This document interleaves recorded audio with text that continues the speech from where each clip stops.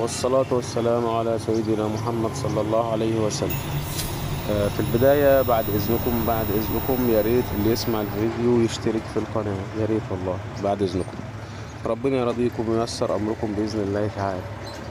النهاردة هتكلم عن رؤية الفأر في المنام أو الجرذان في المنام.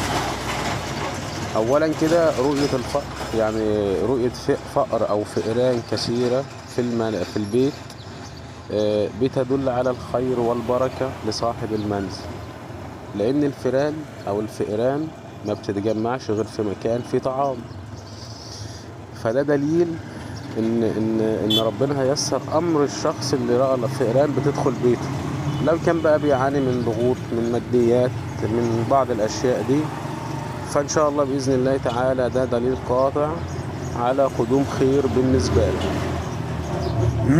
والشيء الثاني في رؤية الفأر، إذا رأيت فأر يخرج من منزلك أو فئران تخرج من منزلك، فربما ده بيكون دليل ليك أو تحذير على إهدار للمال في مكان، يعني إنك أنت مثلا بتصرف مال أو بتضيع مال في مكان مش مناسب، فربما بيكون ده جاي ليك تحذير، بيكون الحلم ده جاي ليك تحذير. وأيضا في رؤية الفأر حسب اللون، يعني الفأر الأسمر أو الرمادي بيرمز لليل، ربما رؤيتك للفأر الأسمر أو الرمادي في بعض الأحيان أو في بعض الرؤى بترمز للحالة النفسية الخاصة بيك.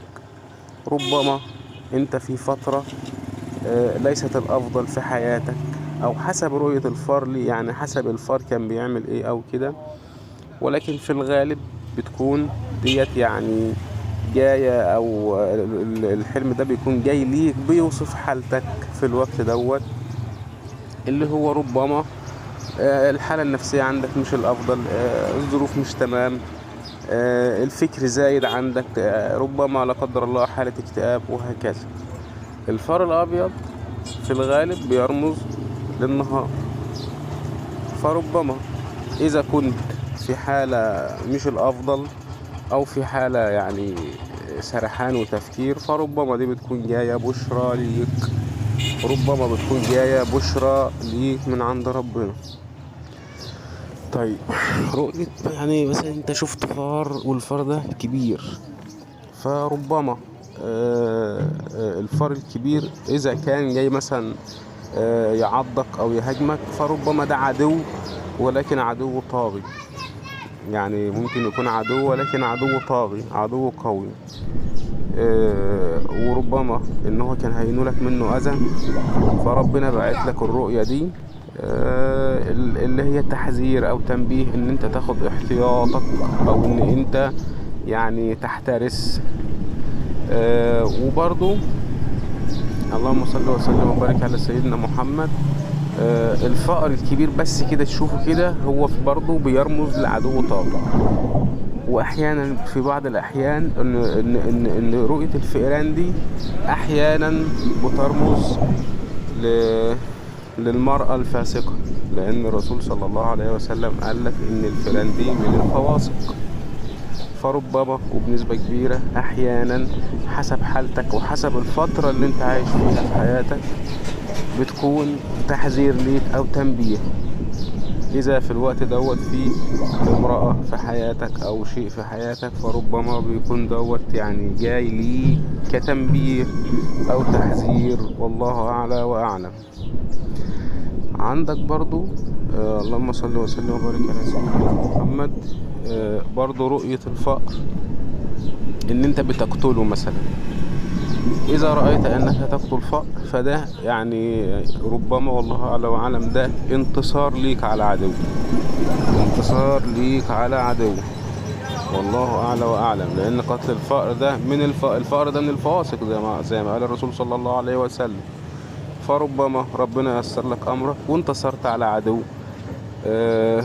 على حد كان عامل حبيبك وانت مش واخد بالك، هو عامل حبيبك في الظاهر ولكن هو في الباطن ليس الأفضل، وكان بيتمنى لك شر أو أذى، والله أعلى وأعلم يعني. في برضو في رؤيا الفار برضو، إذا رأيت أنك تطعم فأر، إذا رأيت أنك تطعم فأر أو تمتلك فأر. فإذا رأيت أنك تطعم فأر فربما أنت أحسنت لشخص أو وقفت معاه وساعدته، ولكن هو نكر الجميل، نكر جميلك أو نكر وقفتك معاه.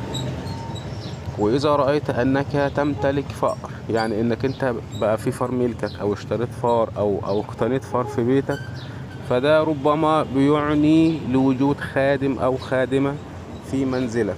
ربما أنك أنت هتستعين أو هتجيب خادمة في منزلك، والله أعلى وأعلم، أو خادم يعني. وعندي في تاني في رؤية الفأر، اللهم صل وسلم وبارك على سيدنا محمد صلى الله عليه وسلم. في رؤية الفأر تاني إن الفئران الصغيرة، يعني إذا مثلا الفأرة اللي لسه والدة فئران صغيرة في البيت، فربما أنت بتحمل مسؤولية، ربما أنت بتحمل مسؤولية صغار، أو ربما أنت يعني كنت بتراعي حد معين، والله أعلى وأعلم يعني. في النهاية بتمنى انكم تعملوا اشتراك في القناة، تدعمونا عشان نوصل 1000 مشترك، نقدر نفتح بث مباشر ونرد عليكم، والله الموفق بإذن الله تعالى.